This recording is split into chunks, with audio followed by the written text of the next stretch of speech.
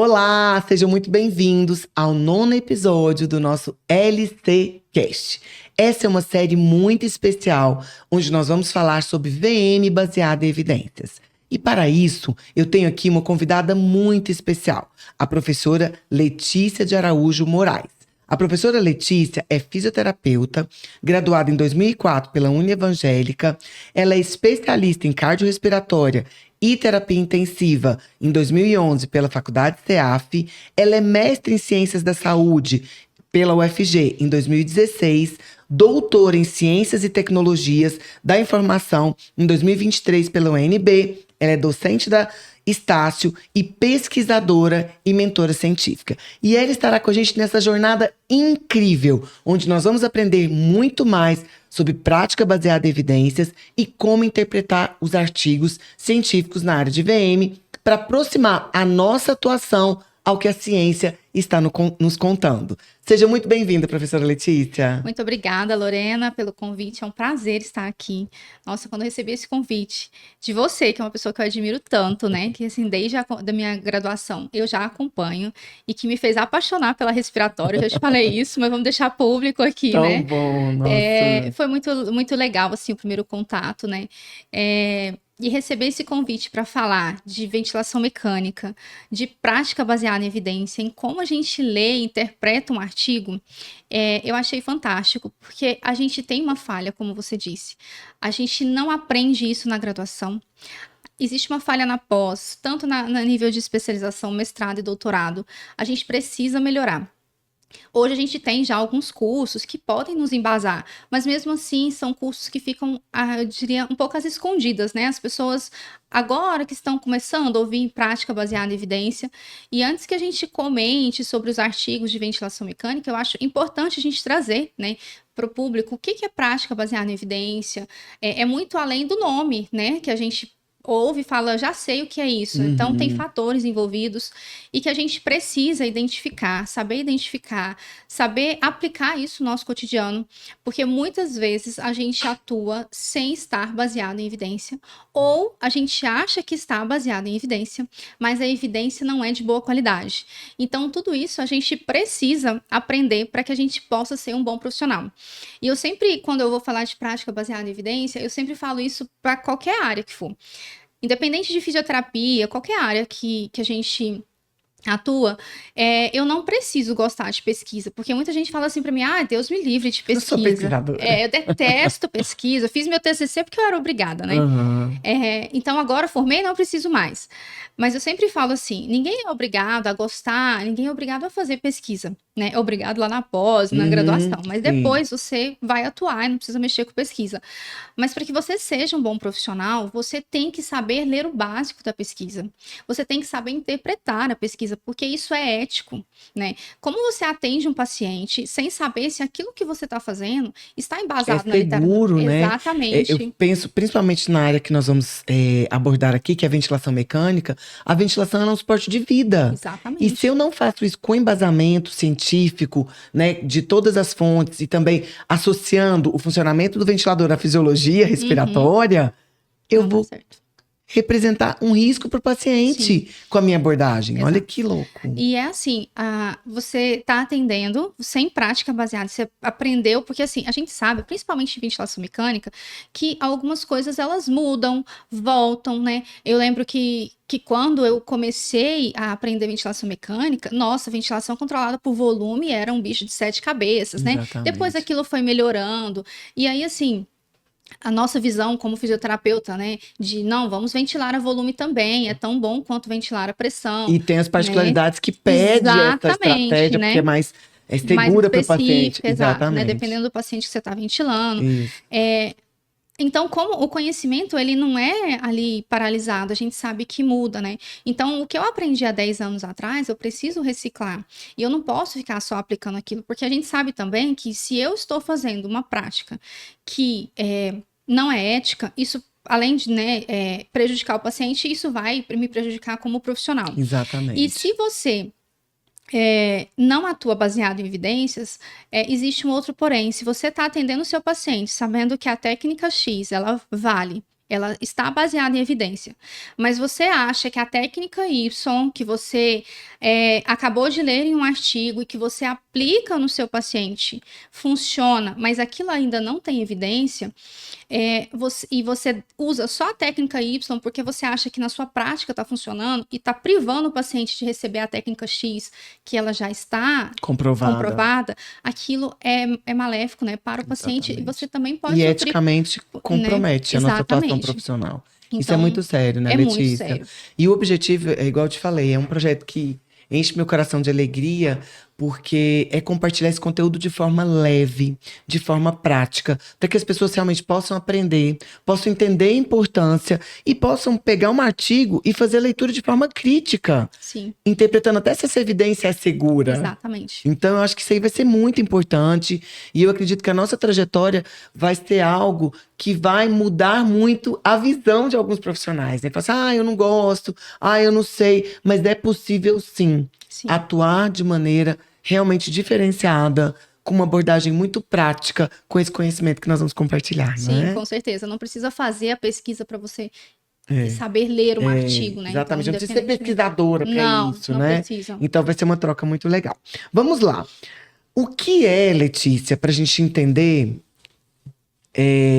direitinho, o que é a prática baseada em evidências e por que ela é tão relevante para todos os profissionais da saúde hoje? Como você falou, não é só para o fisioterapeuta e muito menos para o profissional que atua com ventilação mecânica, que vai ser o foco da nossa série. Mas vamos pensar no contexto geral. Por que a prática baseada em evidências ela é tão importante? Então, vamos lá. Vamos entender primeiro o que é a prática baseada em evidência. A prática baseada em evidências, ela é uma prática, que o próprio nome já diz, ela é baseada em uma evidência científica de boa qualidade. Mas ela não para só nisso. Não é atender baseado em evidências, não quer dizer que é só baseado no que os artigos científicos me trazem. Eu preciso trazer junto comigo a minha bagagem, ela engloba também, além das evidências científicas, a minha bagagem como profissional. Que legal, a minha experiência. A minha experiência e também envolve a preferência do paciente. Então, ela tem esses 3 pilares. Um tripé, né? Ela tem um tripé. Que legal. E eu preciso que esse tripé, ele esteja ali em harmonia quando eu vou tomar uma decisão de optar. Que eles conversem entre eles. Exatamente.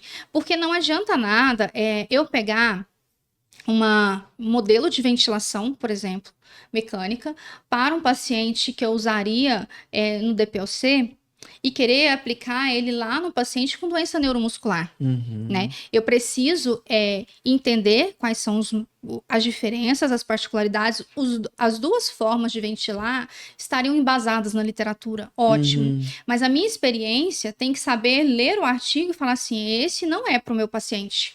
Porque ele tem uma alteração funcional que vai comprometer, né, a estratégia e não vai ter um resultado bacana. Não vai ter. Então, isso é muito importante. Eu já liguei 2 coisas, né? Eu peguei a ciência e eu peguei a minha prática.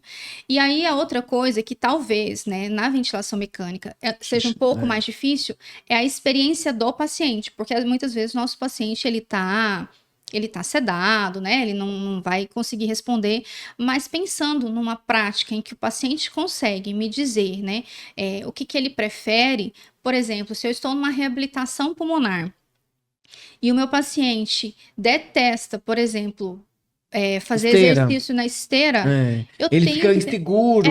Eu li um artigo que falou que a reabilitação na esteira é eficaz, mas eu já sei que isso pode ser aplicado no meu paciente, porque aquele artigo estava condizendo com a patologia que eu estou atendendo. Mas meu paciente não gosta de esteira. Então é uma questão de bom senso. É uma questão de bom senso e da preferência. Não adianta eu ser, sabe? Então eu tenho que ligar esses 3 tripés. É uma habilidade do profissional, É uma habilidade do profissional. De fazer esse link entre a evidência, a preferência do paciente e a experiência. Exatamente. Olha que incrível. Você precisa saber mexer ali os 3 e oferecer a melhor...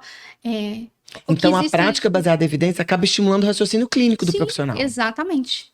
Bacana. E é isso que a gente precisa, né, de raciocínio clínico, porque muitas vezes a gente acha que ventilar um DPOC é igual para todos os DPOCs, né? A gente acha que ventilar tal paciente é igual para todo mundo. Lógico que existe um padrão, mas existem minúcias, né, detalhes ali que vão diferenciar. Exatamente. E aí eu, como profissional que já estou ali, eu tenho que saber pensar clinicamente e lançar mão de uma estratégia para aquele paciente. O paciente ele é Maravilhoso. único. Exatamente, o paciente é único. Eu falo isso muito, né? A gente trabalhar, até tem um termo diferente que eu vi num podcast, por sinal. Hiperindividualização. Uhum. Isso é muito Faz bacana, sentido. porque eu falo muito na minha aula de personalizar a estratégia, de individualizar, de entender que ele pode ser um DPOC, mas qual é a alteração funcional que ele tem, né? Que é bem individual do cenário ali, da mecânica Bem- ali, né? Naquele momento. E aí eles falam muito desse termo, hiperindividualizar. E é esse olhar que o profissional tem que ter. E a prática, ela convida, né, Exatamente. a essa forma de atuar, É. que vai fazer tanta diferença. E aí ela é relevante porque ela traz para o paciente, para o profissional e para o hospital, para a clínica, um atendimento mais direcionado, mais eficaz. Isso aumenta, né, as taxas de sucesso, a credibilidade. Então, quem ganha é todo mundo, né? E principalmente o paciente que vai receber aquela técnica. Exatamente. Principalmente o paciente, que é a nossa responsabilidade, Exato. né? Aí pensando no paciente em ventilação mecânica, no paciente que está em estado crítico, o quanto isso faz diferença? Muita, O muita. quanto se faz diferença para ele. E ele conta, eu falo isso, né? Ele conta com esse nosso cuidado, com esse Sim. nosso olhar. Isso Se a é gente super consegue importante. diminuir um dia dele na E já é ventilação, para muita ele coisa, é muito, já é muita né? coisa. Quer dizer, menos complicações, meu Deus do céu, Exatamente. né? Como a PBL, Letícia, pode ajudar a melhorar a qualidade do cuidado, vamos pensar em todo o Brasil, né? Com esse olhar que você falou, né? Que eu acho que é só reforçar o que a gente colocou, mas tirando o foco da VM, pensando para todos os profissionais que estão nos acompanhando, né? Não só o fisioterapeuta que trabalha com terapia intensiva, mas o fisioterapeuta que trabalha com ortopedia, com neuro, com neoped, com a estética e os outros profissionais, todos os outros profissionais. A prática baseada em evidência, ela ajuda no sentido, pensando no cuidado de saúde no Brasil como um todo, nós vamos oferecer uma prática melhor, nós vamos ter resultados maiores. Se a gente estiver pensando em um hospital, a gente pode reduzir ali tempo de internação, tempo de duração da UTI, ventilação mecânica. A gente pode reduzir, pensando não só em fisioterapia, né? A taxa de sucesso naquela medicação, né? Que eu estou aplicando. Se eu vou prescrever um antibiótico, tem que ser baseado em evidências, né? Então, a gente consegue, a nível de hospital e clínica, lançar mão desses marcadores e desses... esqueci o nome da palavra agora, desses indicadores que Muito são legal. de extrema importância, né? Que acaba que reduz custo, né? Reduz custo. Porque aí vem algo que as pessoas precisam ouvir, principalmente os donos de negócios, né? Sim. Então, se eu priorizo a prática baseada em evidências, se eu incentivo a prática baseada em evidências no meu hospital, na minha clínica, aonde eu atuo, isso vai se reverter em um melhor resultado para o paciente. Então, o paciente vai sair de lá mais satisfeito. Sim. E, consequentemente, eu vou ter menos Menos custo. E o paciente Olha vai que te trazer legal. outros pacientes. Vai te trazer outro paciente, porque não tem nada melhor que o boca a boca, né, Exatamente. Letícia? Não Exatamente. tem nada mais interessante que o boca a boca. Então, isso Sim. é riquíssimo.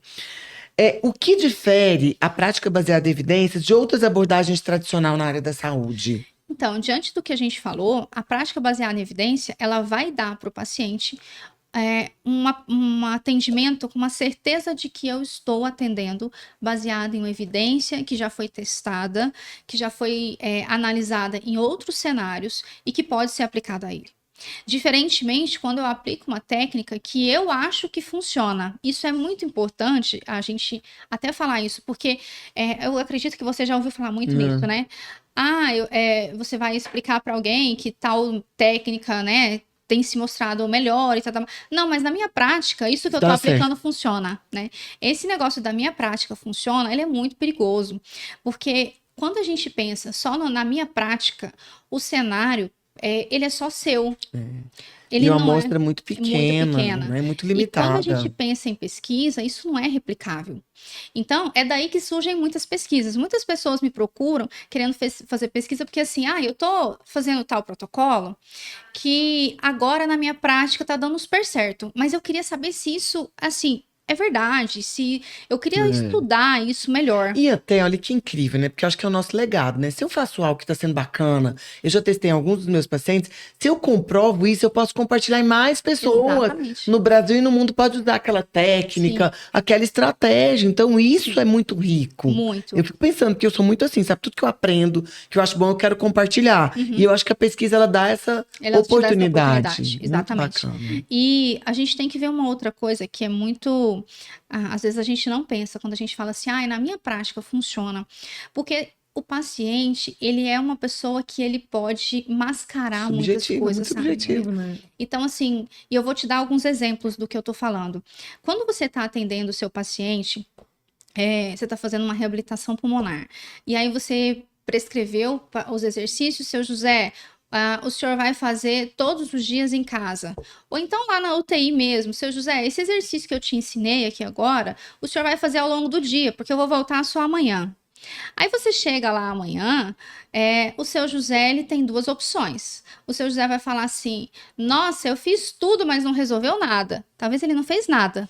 Exatamente. E aí você vai falar assim, poxa, mas não tá funcionando esse exercício então. Exatamente. Não tá funcionando porque o seu José não fez ou porque não funciona mesmo, né? Então o seu José pode estar mentindo. Ou então ele vai para casa e fala assim, olha, eu fiz, melhorei demais. Porque ele não quer te contar que ele não fez.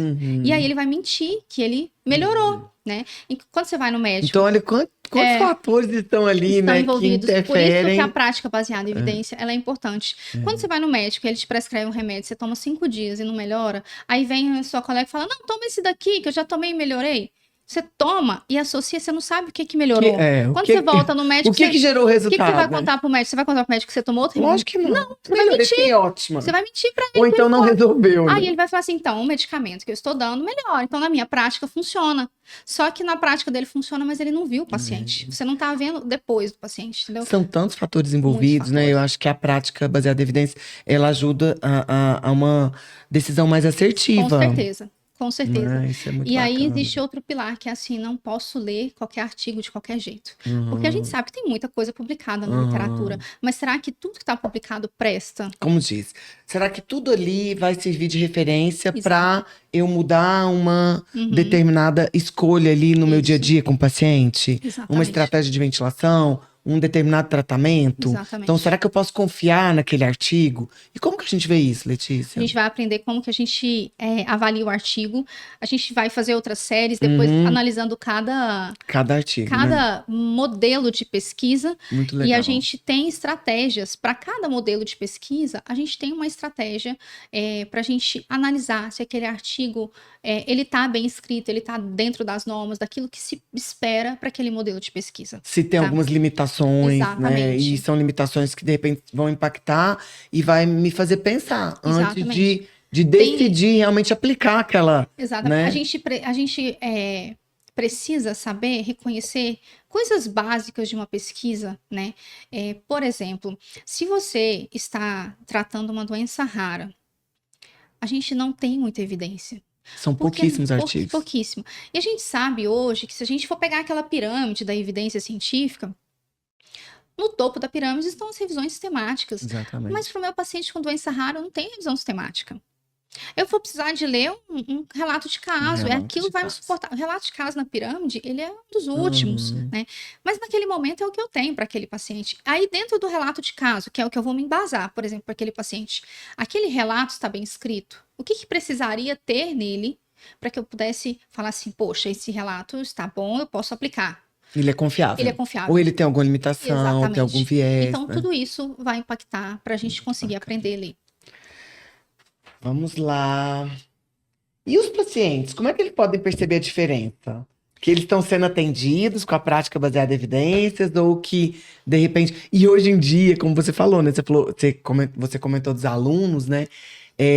Os pacientes também, eles estão muito mais críticos e muito mais antenados nas tecnologias, nas IAs. Então, eles não vão chegar para o atendimento sem nenhuma informação. É igual você falou, talvez diferente do perfil dos pacientes que estão em ventilação mecânica. Mas vamos pensar num paciente que está atendendo na UTI que não está no ventilador, ou que está na VNI, ou um paciente que está atendendo na clínica de reabilitação. Como é que eles percebem? Então, a maior percepção que esse paciente tem, primeiro, é um bem-estar que ele sente. Por quê? Porque a todo momento ele vai sentir uma confiança, porque você está fazendo algo que você está confiando, que você tem experiência naquele sentido, você está unindo a sua experiência com algo na literatura que está te embasando, e tem o terceiro pilar, que é a experiência do paciente. Você colocou o paciente, você inseriu ele dentro da tomada de decisão, naquilo que é possível, é claro, na terapia dele. Então, a primeira coisa, ele está se sentindo sentindo satisfeito porque ele está participando, né? De algumas coisas, de algumas preferências no que ele pode participar. E a outra possibilidade que ele tem é de perceber a melhora. É a melhora no resultado, desculpa, daquilo que ele está recebendo. Então, ele vai conseguir melhorar, ele vai conseguir perceber que aquela função... O resultado foi melhor. Exatamente. Mais né? rápido. Ontem eu estava com uma falta de ar terrível, mas melhorei. Hoje estou com menos falta de ar, estou menos cansado, consigo falar mais, né? Sem cansar. Amanhã eu já consigo sentar e falar sem cansar. Enfim, são detalhes que eles vão percebendo que eles estão melhorando porque eles estão sendo atendidos. E eu fico pensando, além disso, né, da questão clínica, eu acho que a confiança que o paciente fica no profissional, né? Quando ele percebe que é um profissional que está preocupado com a evidência científica, com o que a pesquisa mostra. Porque, assim, Letícia, o que eu vivencio, né, na rotina dos pacientes que são ventilados, acho que você sabe disso, que a gente já, né, tem aí uma história juntas, né, da graduação, pós, né, e eu tive o privilégio de ter a Letícia, né, me auxiliando no meu mestrado, e foi uma honra. E foi um momento muito, muito bacana, assim, eu sou muito grata a você por isso. Mas o que a gente vivencia? Então, tem algumas evidências que já estão há muito tempo publicadas e que não fazem parte ainda da rotina no dia a dia profissional. Então, por exemplo, a estratégia de volume corrente. Então, hoje nós sabemos que o volume corrente é um preditor de sucesso na ventilação, é um preditor de reduzir o risco, favorecer o desfecho, mas quando ele é direcionado não só pelo peso predito, mas quando eu direciono o volume pela complacência. Quando eu direciono o volume mantendo delta P menor que 15. E se a gente for fazer uma visita nas UTIs, né, imagina, nós vamos sair daqui hoje visitar 10 UTIs em Goiânia. A maior parte dos pacientes estão com valores superestimados. Aí aqui, lógico, eu dei o foco pro volume corrente, mas aí a gente pode falar de outros valores, de PIP, porque nós somos muito apegados a números. Sim. Então, eu acho que também o propósito muito forte desse podcast é fazer essa aproximação da evidência científica com a minha prática clínica. E aí, muitas vezes, alguns alunos falam assim, professora, mas nossa, na UTI onde eu trabalho, eles não vão deixar eu ventilar com volume tão baixo. Eles não vão me deixar fazer isso com a PIP. Aí eu falei, aqui é a evidência.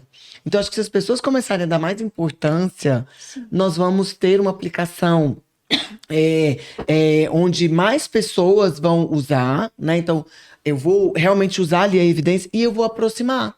Então, o artigo do Amato, ele é de 2015, Letícia. Nós estamos em 2025.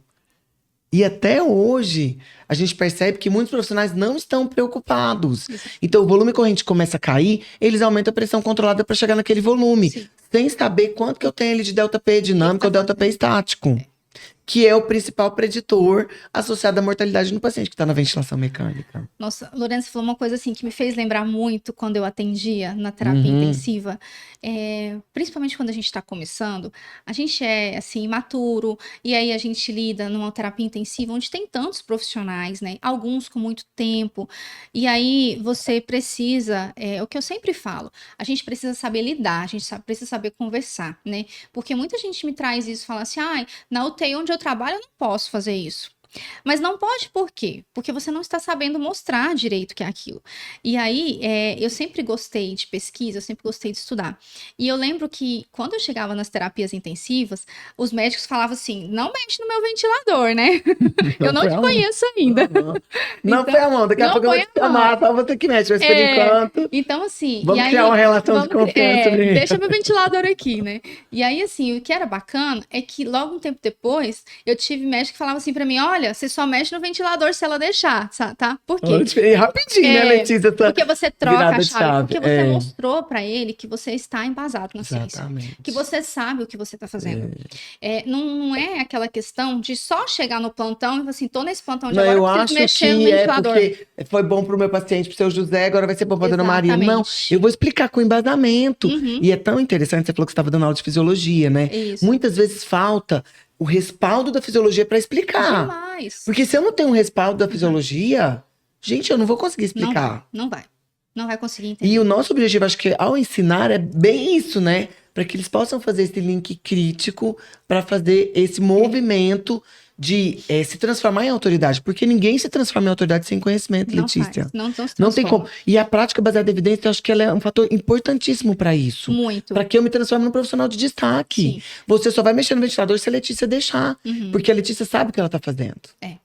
E isso é muito bom. E não é questão de ego, é falar assim, caramba, eu Uhum. consegui mostrar que a evidência funciona aqui, né? Que o que está publicado na literatura pode ser aplicado aqui também. Lógico que não é para todo mundo, a gente está individualizando.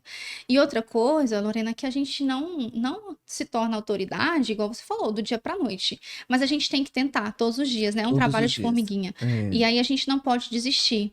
Porque a gente não é também chegar lá e falar assim, eu li isso daqui em qualquer artigo. Não é Não, qualquer artigo, você precisa não. saber, né? Você precisa participar dos congressos, você precisa estar antenado naquilo que Exatamente. está acontecendo, né? É. E é tão interessante também, Letícia, que eu acho que é aprendizado, né? E sermos estratégicos na comunicação. Exato, Então, exatamente. trabalhar de maneira estratégica, porque ali na UTI o médico é a Com autoridade. certeza. Então, se de repente você foi lá, tentou, explicou, e o médico não aceitou aquela sua proposta, naquele momento você recua. Sim, Mas você vai ter a oportunidade ali de mostrar. Porque, igual você falou, ali não tá valendo. Não é meu ego, não é o seu não. ego, é o paciente. Uhum, Então, tudo bem, não foi legal, eu vou ficar chateada, mas no próximo eu vou conseguir. Ou, de repente, no próximo ajuste ali pro paciente, eu vou conseguir. E vou mostrar pro médico que funciona. Então, exato. nós temos que ter uma comunicação assertiva e estratégica para conseguir isso, E né? quem trabalha em TI tem que Precisa. Essa trabalhar, habilidade porque essa relacional. habilidade, eu sempre falo para os meus alunos, se você não tiver essa habilidade, você não vai conseguir trabalhar em terapia É, intensiva. Você precisa trabalhar isso, porque o paciente não é seu. A sua terapia, ela depende de outros profissionais também, exatamente. né? Todo mundo Todo ali mundo tem o ali. seu E o foco é o impacto. paciente, né? O Então, foco sempre é o benefício sim. do paciente. Eu acho Porque que se não isso é o for por mais, ele, você não tá ali. mais importante. Vamos pensar agora nos principais obstáculos que os profissionais de saúde eles podem enfrentar para implementar a prática baseada em evidência no seu dia a dia. Olha, o que eu vejo assim de maior obstáculo, o primeiro de todos é não saber encontrar referência de qualidade. Olha isso. Não é qualquer coisa, né? Então, assim, que serve pra gente ler. A gente sabe que a gente tem um monte de revistas aí, e a gente chama algumas de revistas predatórias, né? E que publicam muito rápido, e que publicam qualquer coisa, que não passam Tem uma por avaliação crivo, né? criteriosa. Então, a primeira coisa, o que eu vejo da maioria das pessoas, fala assim, ai, eu não sei nem procurar. Primeiro não sabe procurar, depois que procura e que acha, não sabe se aquele artigo é bom. Então, esse para mim é o maior obstáculo. Uhum. Eles não sabem procurar. Onde eu vou achar? Eu vou jogar no Google? Aonde eu acho artigo? Nossa, isso é muito legal. É. E depois, a maioria, a língua da ciência é em inglês. Aí depois fala Uhum. assim, não, mas tá em inglês, não vou ler. Mas tem um monte de tradutor, né? Então, assim, hoje tem sites que você dá o arquivo em PDF, ele te devolve o arquivo Em todo PDF, traduzido em português. Então, exatamente. não é mais desculpa para você Não é ler, mais, não é. ler um Já artigo em foi língua há um inglesa. tempo Já atrás, foi, né, né? Letícia? Hoje não mais. Hoje, assim, com a inteligência artificial, a gente tá, né? Lógico que Exatamente. você precisa, principalmente, se você não é pesquisador, tá tudo certo. Quem trabalha com pesquisa, ele Tem uma precisa, sim, facilidade, né, ele tem maior. uma facilidade de ler, ele precisa estar mais antenado na língua inglesa. Mas quem não é, não tem problema nenhum. Você joga lá, lógico que você tem que, né? Algumas coisas não traduz direito, mas você tem Aham. uma seleção ali. Mas esse é o segundo passo que eu vejo. E o outro obstáculo para PBE é assim, aquele coração duro. Que você fala assim, foi publicado, já mostrou, mas eu gosto é É disso. porque nós temos muitas crenças Nossa! limitantes, né? E nós estamos apegados. Então, não, É, mas eu não vou fazer isso, porque eu sempre exatamente. fiz daquela forma e dava certo. É, O eu, meu jeitinho era tão bom, eu né? tinha um médico que assim, no final a gente já ria, né? Ele falava assim: todos os meus pacientes só ficam com PIP de número ímpar. Olha isso, olha Eu isso. falava assim: de onde Que eu você te tirou falei do apego isso? ao número. Eu criei isso, desapega do número. Exatamente. Desapega do Eu número, falava pelo assim, de onde amor você de tirou esse Deus. número? Ele falou assim, porque eu gosto desse. Olha isso. Aí ele chegava, era muito engraçado, ele Aham. alterava todas as minhas pips. Eu queria Socorro. morrer, com aquele falou, Socorro. doutor, eu titulei tudo, tá Tá bonitinho. tudo certinho, é a Aí, melhor pipa pro é, paciente. aí Imagina, depois de um Letícia. tempo, ele, não, você já arrumou, né? Eu não vou mexer. Eu falei, graças a Deus, né? Mas assim, essa é uma crença limitante, né? Eu tô dando um exemplo de um, mas a gente Nós sabe temos que tem apegos, vários, né? alguns conhecimentos Temos. que a gente acredita como verdade absoluta e não é, Exatamente. meu Deus, né? Ainda mais hoje, né, com a ciência, Que é todo com a quantidade de vapor, né? publicação que tem, quantidade de pessoas que querem realmente estudar, investigar, para ver se é a melhor estratégia. Então, nós temos ali que estar sempre à procura, não posso Sim. deixar, É. né, de lado. Então, muito legal.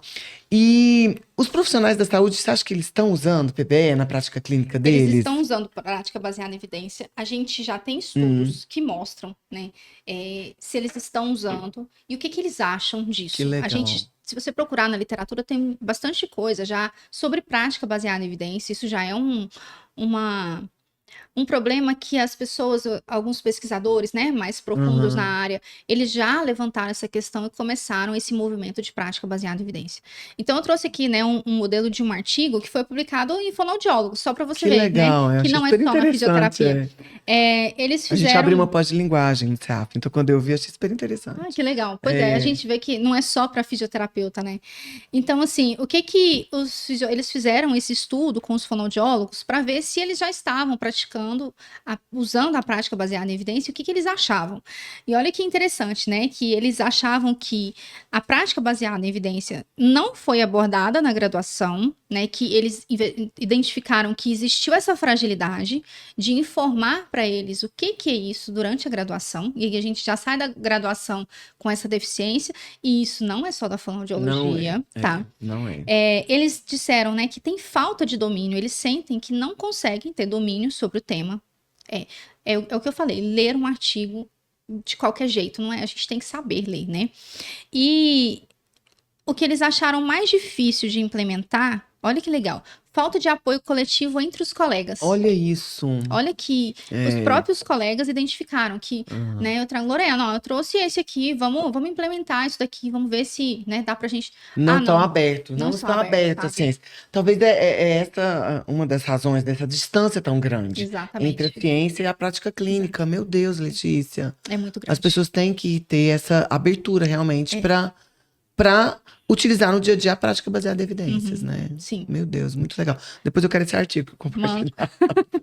Mano. Letícia, agora uma curiosidade. Você participou, né, da escrita da diretriz brasileira da Sobrafi para pacientes cardiopatas. Como é que foi essa etapa na sua vida? Conta pra gente um pouco dessa experiência, as dificuldades que você viveu, porque eu acho que isso tudo vai fazer parte e vai nos ajudar muito nesse nosso projeto, né, que é realmente incentivar mais profissionais a ter a sua atuação com respaldo da prática baseada em evidências, da PBR. Nossa, foi assim uma honra para mim. Eu fiquei muito feliz, muito né? Foi uma iniciativa da Sobrafi. A gente já tem algumas diretrizes, mas elas estavam defasadas, né? E aí, em 2023, no final de 2023, eles lançaram um edital para os pesquisadores e a gente concorreu em um grupo, nosso grupo ganhou. Que legal. E a prática, escrever essa diretriz, né? Não escrevi sozinha, nós éramos um grupo de 5 pesquisadores brasileiros de vários lugares do país, então a troca de experiência é muito boa, é uma responsabilidade imensa. Porque você vai estar representando uma classe, Você está representando uma classe, você não pode escrever qualquer coisa, não é da noite para o dia. Essa diretriz demorou para a gente, né, finalizar, bater o martelo, escrever uma diretriz, assim, para mim foi um momento, assim, mágico, porque quando você vê lá publicada a diretriz, você está lendo aquilo ali, você não tem dimensão do que se passou para chegar numa diretriz. Né? E eu falo de quanta pesquisa, né? Do direcionamento, igual você falou, entre vocês 5 ali. Exatamente. Nossa, muito legal. Acho que deve ser muito prazeroso você ver a obra pronta depois. É muito você bom, fala assim, meu Deus, que bacana. E saber que você contribuiu, acho que deve encher o coração de alegria, né? Enche o coração de alegria e responsabilidade. Ela está agora em fase de publicação, então acredito que logo ela deve ser publicada. Que bacana. E aí eu sempre falo isso para os alunos, né? Porque a gente usa muito documento para nortear, né? Existe a nova diretriz de ventilação mecânica, a diretriz disso e daquilo. A gente precisa, lógico que aquilo ali não é o modelo fechado de todo o atendimento, mas você precisa de coisas, né? Um norte, eu acho que ele te dá um caminho, ele te ajuda a ter uma decisão mais assertiva ali. Sim, com certeza, né? E aí, para mim, foi muito bom, eu aprendi muito, com certeza, né? E se eu não tivesse conhecimento científico, e se eu não já tivesse escrito revisão sistemática com meta-análise, eu não conseguiria, né? Na verdade, esse foi um dos crivos para ser aprovado, para escrever a diretriz, né? Então, eu tive que, como no meu doutorado, eu tive um treinamento intenso, tive publicações em revisões sistemáticas com Que meta-análise. legal. Isso Sua me experiência, possibilitou, né? Permitiu que você estivesse ali nesse com grupo de certeza. 5. E Quer aí, dizer, você é a sim, quinta cientista, e aí você imagina você pesquisadora. com pesquisadores que são referências no país naquele Que tema. Nossa, assim, bacana. foi muito bom para mim, foi um momento marcante que eu vou levar, eu Um aprendi aprendizado, muito. uma riqueza. E de repente, quando for publicado, a gente pode trazer aqui pro Sim, podcast com pra gente certeza. compartilhar ela Sim, de forma bem, com uma análise bem detalhada sim, tem e bastante diretriz de crítica. ventilação mecânica. Tem. Então, muito legal. Vamos lá. E hoje, qual que é o maior desafio ao se implementar a prática baseada em evidências? Então, Vamos imaginar, assim, na atuação de um ambiente para aquele profissional que atua em UTI com um paciente no ventilador. a maior dificuldade hoje de clínicas, de hospitais e do terapeuta é se abrir para Esse uma nova. apego mesmo. Porque, Esse assim, apego, por exemplo, na Letícia. UTI você tem muito protocolo. Você tem protocolo disso, protocolo daquilo. E você demorou para fazer aquele protocolo, né? O protocolo não fica pronto da noite pro dia. Aí você, do nada, mudar aquele protocolo, e aí isso gera um desgaste, você muda tudo, né? Treinar o pessoal, as pessoas saírem das crenças limitantes. Então é estar aberto ao a isso. novo. E também Porque a pesquisa vai trazer sempre isso. Porque senão não tem sentido, não né? tem sentido pesquisar. Igual você falou, foi trabalhoso criar esse protocolo. Mais trabalhoso ainda foi implantar. Foi realmente fazer com que toda da equipe comprasse a ideia daquele protocolo. Aí, de repente, muda. Mas eu acho que começar a colocar na mentalidade mesmo dos profissionais. Eu acho que isso é o papel do líder, do coordenador. Do líder, do coordenador do serviço, do dono da clínica, do dono do hospital. De mostrar a importância. Ok, tá legal, tá dando super certo. Mas saiu algo novo relacionado ao tema. Vamos E ver, nós, né? como nós somos muito antenados, nós temos essa responsabilidade, nós vamos analisar para ver se vai ser válido começar a utilizar aqui o nosso E o que eu tenho serviço. visto, Lorena, é que geralmente os coordenadores, antigamente a pesquisa, ela nunca foi o forte, assim, né, dos profissionais da saúde. A gente não gosta muito de fazer pesquisa. É sempre um número menor de pessoas que se dedicam à pesquisa e geralmente essas pessoas saem da assistência. Né?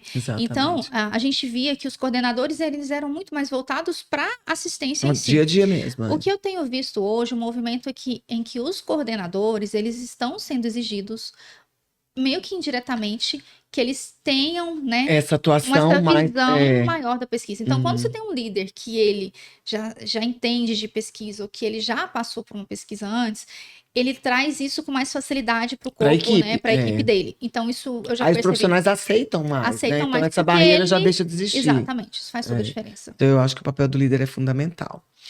Como você acredita que a cultura organizacional de hospitais e clínicas pode influenciar na adoção do PBE? Nesse sentido, né, Letícia? Nesse sentido de se abrir. E também, uma coisa interessante é o hospital ter acesso a plataformas onde eles... É mais fácil de acessar os artigos. Olha que bacana. Eu já trabalhei em muitos lugares em que a gente não podia acessar, né, a internet. A internet é só para mexer no prontuário do paciente. Então, assim, às vezes você queria acessar um site de artigo. Para tirar uma dúvida, né? Para tirar uma dúvida. Então, trazer esse acesso. A gente sabe que para os hospitais é oneroso assinar uma base de dados, a gente sabe isso. Mas aqui, na medida daquilo que for possível, né, trazer para os profissionais um acesso mais fácil à comunicação científica, treinar os profissionais para terem esse acesso. Já ter esse olhar, porque acho que se vem da instituição, isso favorece muito a postura de cada membro da equipe. Então, acho que faz toda a diferença. E uma curiosidade, Letícia, qual que é o tipo de estudo assim, mais apropriado para realmente a gente ter uma prática baseada em evidências que seja segura, né? Que realmente traga mais consistência para a nossa atuação? É uma pergunta ótima, porque assim, quando a gente analisa, voltando na pirâmide de evidência científica, quando a gente analisa o topo da pirâmide, a gente tem as revisões sistemáticas com meta-análise. Sem dúvida nenhuma, eu sempre falo para os meus alunos assim, vocês querem estudar um tema, comece estudando revisão sistemática. Porque quem lê não tem noção do trabalho que dá para fazer uma revisão sistemática. Eu sou apaixonada em revisão sistemática, eu sou assim, a doida da revisão. Que bacana. Então, porque você sabe a força que ela tem, né? Quando você pega aquele trabalho, ali a pessoa que se dedicou a escrever, ela pegou tudo que tem escrito sobre aquele tema e esmiuçou para você. Olha que Você tem noção legal. que você não tem o trabalho de ficar lendo, por exemplo, 20 ensaios clínicos? O Olha pesquisador isso. foi lá, leu, interpretou, escreveu. Olha que incrível. Então, por isso que ela E ainda... colocou a lá pra você, limitação, colocou viés, tudo. Ele fez um resumão para Olha você. isso. Lógico que não, um resumo de qualquer jeito, tá? Aham. Mas a gente sabe que as revisões sistemáticas estão no topo. Depois a gente vem para os ensaios clínicos, né? Mas é igual eu falei. Cada caso é um caso. E Não cada adianta- área, por exemplo, igual você falou das doenças raras. Exato. Então tem algumas situações que não tem revisão sistemática. Como é que eu vou fazer? É, Aí eu não vou estudar? é. Aí eu tenho que me embasar Aí tem lá que nos ir casos, né? descendo. Tem que ir descendo. Porque para aquela pergunta, né? Para aquele meu paciente, aquele ali é o topo da pirâmide, do que Aham. tem a relato de caso, né? Então, Uhum. é isso. Mas se eu tô tratando ventilação mecânica, aí depende, dentro da ventilação mecânica, o que você está estudando?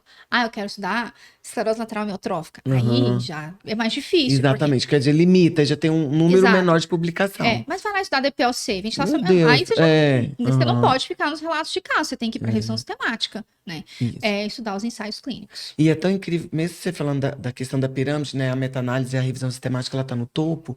A gente tem que ter como base o tripé que você falou no início, né? Sim. Eu pego ali a evidência, que legal, que é melhor, Aham. mas aí eu vou considerar a minha experiência e vou também, se o paciente ele colabora, vou considerar a questão do paciente, da experiência do Exatamente. paciente. Uhum. Então, essa riqueza, ela tem que estar presente em todos os tipos de estudo da Em pirâmide. todos os tipos. E quando você usa, é tão bonito assim que quando a gente usa a prática baseada em evidência, o outro profissional sabe. Ele sabe que, porque você se diferencia, você tem Exatamente. uma abordagem diferente. É. Isso é muito bom pro profissional. Uma ele se abordagem mais destaca. crítica, né? Exatamente. Impressionante. E a pirâmide de evidência, ela pode ser um instrumento para aplicação do PBR?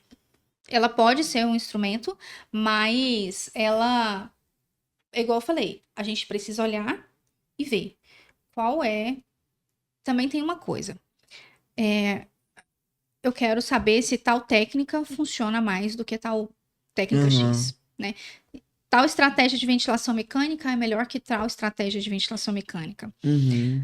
A gente, ainda dentro da pirâmide, a gente precisa analisar aonde aquilo ali que eu estou estudando se encaixa. Tá bom, eu já vi que tem muita coisa pesquisada, eu vou lá para as revisões sistemáticas.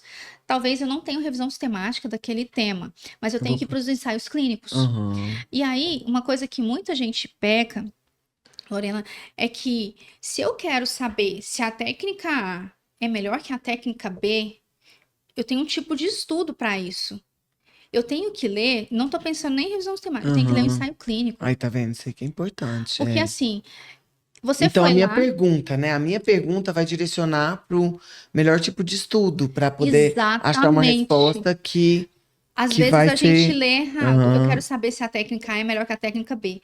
Aí eu vou ler um artigo em que o autor comparou essas técnicas só fazendo uma... a técnica A e B já é praticada lá na UTI, por exemplo, e ele só acompanhou. Ele mesmo não fez a técnica A nem a técnica B. O fisioterapeuta aplica, ele vai lá, analisa os dados e fala, ó, técnica A foi melhor que a técnica B. A gente não pode dizer isso, porque eu só posso dizer se uma técnica é melhor que a outra se eu for tenho. lá e aplicar. Se eu Exatamente. controlar. E Eu tenho controlar, ensaio exatamente. clínico, né? Se tá tudo sob o nosso controle, Exatamente. E enquanto dentro do pesquisador. ensaio clínico, a gente tem que pensar naqueles que tiveram o controle, né? O paciente controle, os Aham. placebos, porque aí eu tiro aquele paciente e aí eu vou ver se aqueles que não tiveram a técnica, como que eles evoluíram. Porque quando eu comparo técnica A e técnica B, eu não tenho um parâmetro para o que não fez a técnica. Uhum. Então eu preciso saber, isso é importante. Então, Aí fica falho. De ainda repente, dentro- a gente não sabe disso, aí é onde a gente pode. você lê o estudo que não Exatamente. responde Não, a mas sua eu tô dúvida. atuando com prática baseada em evidência, mas O a estudo não evidência, responde a sua dúvida. exatamente. A evidência, ela não respondeu. Não respondeu. Ela não te deu esse Por isso suporte. que a prática baseada em evidência te direciona, sabe? Esse estudo é muito bom, mas para essa minha dúvida, essa Ele não- pergunta que eu quero ler, ele não Ele não tá completo. não tá completo. E a tecnologia, Letícia? ela pode facilitar a implementação do Ah, PB? eu adoro tecnologia. Esse é um tema, né, que assim, Aham. eu trouxe até um estudo que eles Muito analisaram o chat GPT, né, e aí eles falam sobre a prática baseada em evidência ao longo do artigo, dentro da terapia intensiva, né. Se o chat GPT, ele auxilia nessa aprendizagem para tomada de Hum, decisão lá no choque séptico na terapia intensiva. aham. Antes da gente falar dos resultados, né, desse estudo, a gente sabe que a tecnologia ela auxilia, mas ela também pode atrapalhar. Uhum. A gente joga as perguntas no chat GPT e ele responde da maneira que ele acha mais fácil lá na literatura e tudo Aham. mais. Então a gente precisa ter um olhar clínico Crítico, e é. crítico para Aham. saber se aquilo que ele respondeu é bom ou se não é. E aí a gente tem que tomar cuidado, Lorena, porque a gente acomoda, né? É muito legal você jogar É. no chat GPT e ele te Eu dar uma sou suspeita, resposta. que eu adoro. Eu Mas eu adoro. Eu uso quero aprender agora para usar na o chat PBE. GPT é ótimo. Se você souber dar o comando para ele é ótimo. Aham. E aí tem uma coisa que eu ouvi esses dias que eu falei assim, né? Porque a gente usa e fala assim, nossa, caramba, ele não me respondeu o que eu queria. E aí teve um treinamento que a gente teve, né? Que ela falou assim, isso foi um tapa na minha cara, né? Ah. Ainda bem que ele não faz tudo, porque se ele conseguir fazer o que você tá pedindo em segundos, você não precisa de você para mais Não preciso nada, de né? mais nada. Então, assim, É. que bom que É. ele Ele te dá precisa o de você, caminho, né? mas ele precisa de um crivo seu ali no Sim, final. né? Isso que eu acho Aquele bacana. toque, ele É, é aquele seu. toque. Se ele fizer tudo por você, É. aí acabou. Se Ele é ele, um assistente, ele é um mas ele não assistente, né? substitui Não, a habilidade do profissional, porque assim, ele não consegue captar a sua expertise, não, não ele consegue. não consegue captar o que você teve de experiência e o que você está vivendo ali com a expectativa do paciente. Porque é só Exatamente. no relacionamento entre vocês dois que você conseguiu perceber isso, É.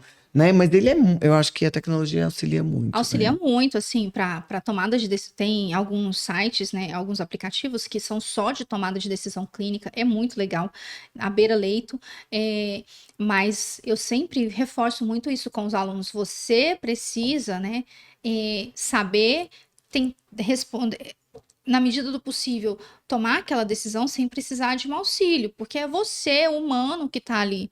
O chat GPT, as outras plataformas de inteligência artificial, elas vão vir depois como um plus, né? Então, Exatamente. não fique refém do chat É, GPT. Porque e se o chat GPT naquela hora a internet não funcionar? E exato. aí, eu E sempre aí? falo, né? E aí? Então, o chat GPT é bom, tem artigos, né, que Aham. falam do chat GPT.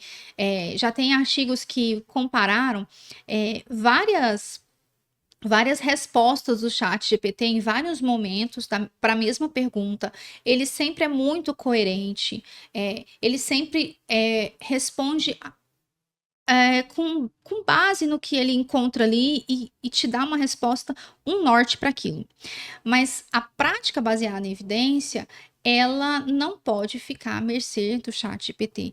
Por quê? Hum, Porque os prompts, eles precisam ser muito bem elaborados. exatamente.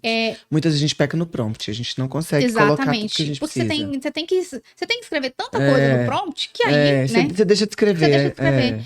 E aí, ele é muito bom, o chat GPT é bom, mas ele não substitui a prática baseada em evidência. Maravilhoso. Tem que Pode associar, isso que eu tô usar? falando, Pode. porque eu vou associar ele, a minha experiência clínica, ali ao conhecimento que eu tenho do paciente, Exatamente. né? Pode usar? Então você Pode, eu acho que estimula sim. o uso, né? Sim, Muito sim. legal. Hoje é estimulado o uso do chat GPT entre os estudantes e tudo mais, mas a gente não pode perder esse olhar clínico. Eu sempre falo, gente, chat GPT, ele é um auxílio muito bom, que ótimo que a gente tem a tecnologia, mas ele não substitui essa prática É. baseada em evidência. E ele não pode ficar na dependência, Não né? pode ficar. Letícia, como que os ouvintes podem se manter atualizados sobre as melhores práticas baseadas em evidências e como que nós podemos estimular a nossa audiência a realmente ter esse olhar? Porque é muito importante, nós já mostramos aqui, né? Uhum. Então, como que a gente pode fazer isso? Olha, para a gente aplicar a prática, a PBE na prática clínica, a gente precisa saber onde buscar os artigos, né? Uhum. Pensando aí no primeiro pilar, que é a pesquisa científica. Então, onde buscar? A gente tem algumas fontes, né, muito confiáveis aí. A PubMed, temos a Cielo, nós temos a Cochrane. A gente tem outras bases também que elas são de acesso restritos, mais a universidades. Mas nós temos a plataforma Pedro, especificamente para fisioterapia. Que ela bacana. é muito legal, né? Tem muitos artigos. Ela, na verdade, ela publica artigos somente da fisioterapia. Muito A legal. plataforma Pedro, ela tem também um crivo. Quando você abre, ela é muito legal, a plataforma Pedro. Porque quando você seleciona aquele artigo, ela tem um checklist, que é um checklist de avaliação, que ela mesma criou e que é usado em algumas revisões temáticas para te dizer a nota que ela dá para aquele artigo. Que bacana, Então, Letícia. avaliou e falou assim, olha, de todos os itens que esse artigo deveria ter, ele atingiu 7, por exemplo. Então, a nota é 7 de 10 ou 11, não lembro aqui agora. Então, quando você abre, ele fala assim, ó, ele já te dá um norte se aquele artigo... Até para te faz o guiar, primeiro sabe? direcionamento, Então, para nós fisioterapeutas, nós temos esse benefício da plataforma Pedro, né? Cada área tem as suas plataformas específicas, a psicologia tem, a fonoaudiologia tem, mas a plataforma Pedro, ela nos dá esse crivo, né? Só para o fisioterapeuta, tá? Mas nós temos aí as outras plataformas também que podem ajudar.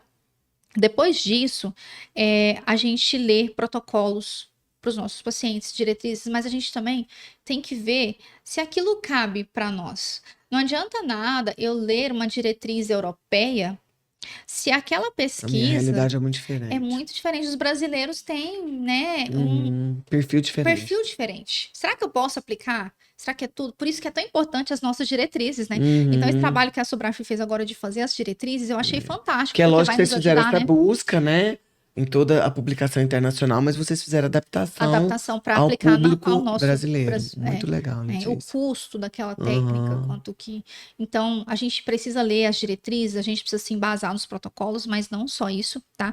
Usar a tecnologia, mas com bom senso, porque às vezes a tecnologia nos ajuda, às vezes não, na maioria das vezes ela nos ajuda muito, né?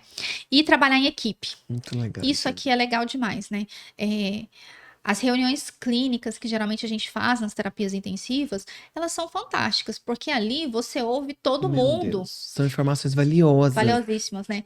Porque, assim, às vezes você tá ali toda a equipe e você não tinha um tempo de falar com um nutricionista, por exemplo, e naquela hora você ouviu um nutricionista falar e te deu um clique. Caramba, né? E aí vem o psicólogo que tava ali e te deu uma informação. Acaba impactando na evolução do paciente, tá? A nutrição, né? Então, tudo isso influencia, de repente, a qualidade de sono dele, né? Então... Exatamente. Até a forma como você fala com o seu paciente. Porque se a assistente social chega e te fala que ele tem um ensino fundamental incompleto, como que você aborda o seu paciente? Exatamente. Né? Você não vai usar termos técnicos. Então, você vai ser mais simples, detalhes, né? Que vai favorecer demais a comunicação e, de repente, você não estava tendo um resultado tão bacana porque você não estava se comunicando de forma a se conectar com ele, né? Então, essa interação da equipe multiprofissional, ela é fantástica. E ela precisa acontecer. Letícia, nós estamos chegando ao fim do nosso primeiro episódio dessa série maravilhosa que eu tenho certeza que vai ajudar muito a nossa audiência, vai conectar muito no sentido de que esses profissionais possam ter atuação mais embasada e mais segura, considerando a PBE, a prática baseada em evidências.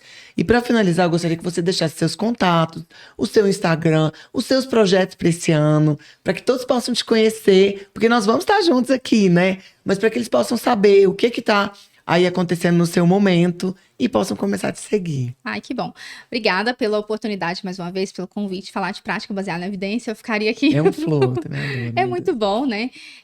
Então, hoje eu trabalho, né? Eu sou docente, mas eu trabalho com mentoria científica, com pesquisa. Então, eu tenho um Instagram onde eu divulgo a ciência de maneira ética, né? De maneira respeitosa. E eu faço esse trabalho, esse auxílio para aquelas pessoas, né? Que querem fazer pesquisa e que não sabem por onde começar. Então, hoje eu tenho um público que vem desde profissionais de clínicas que querem fazer as pesquisas com seus pacientes. Eu tenho um público que quer entrar no mestrado, quer entrar no doutorado ou que já estão dentro dos programas de pós-graduação e tem algum momento que se perde, não sabe para onde vai, ou precisa de uma ajuda para escrever, porque a gente sabe que são momentos, né, que geram muito estresse. Tem o público que já pesquisou e agora está com dificuldade de publicar, então eu trabalho com essa parte da mentoria científica, que Meu é algo que Deus, eu adoro, que né? delícia, Letícia. Então, meu Instagram é professora Letícia Moraes. Então, se eu puder ajudar alguém, estarei à disposição. Muito E legal. a gente posta muita informação de qualidade, né? Que ajuda aí também os profissionais a se guiarem melhor na prática baseada em evidência. Isso. Então, pessoal, começa a seguir a Letícia, porque além do nosso podcast, vocês vão ter informações valiosíssimas no Instagram dela, que irão auxiliar nessa rotina, porque eu acho que tem que se transformar em algo rotineiro. Sim. O profissional ele tem que buscar a prática baseada em evidência, ou seja, ele tem que buscar respaldar Sim. todo o seu atendimento, todo o seu tratamento numa evidência. Exatamente. Então, se a evidência é frágil, mas eu sei entender e interpretar ali alguma limitação desse artigo e direcionar com base nesse tripé que você falou, que eu achei sensacional. Que eu é um acho que é trabalho muito rico. do dia a dia, né? Cada dia você vai praticando, quando você vê, ela já está inserida. Exatamente, está fluindo. Exatamente. E aí a gente tem toda uma questão que vai ficando automática, Exato. assim, né? No interpretar o artigo. É isso E aí. isso vai acontecer com a gente aqui nessa série do nosso podcast VM Baseado em Evidências. Até o próximo episódio. Agradeço a todos vocês e compartilhe esse conteúdo, porque eu tenho certeza que vai impactar a vida de muitos profissionais. E nós teremos atendimentos respaldados na prática baseada em evidências, com resultados que vão ser muito melhores e o desfecho também vai ser mais favorável. Até o próximo episódio. Obrigada. Obrigada.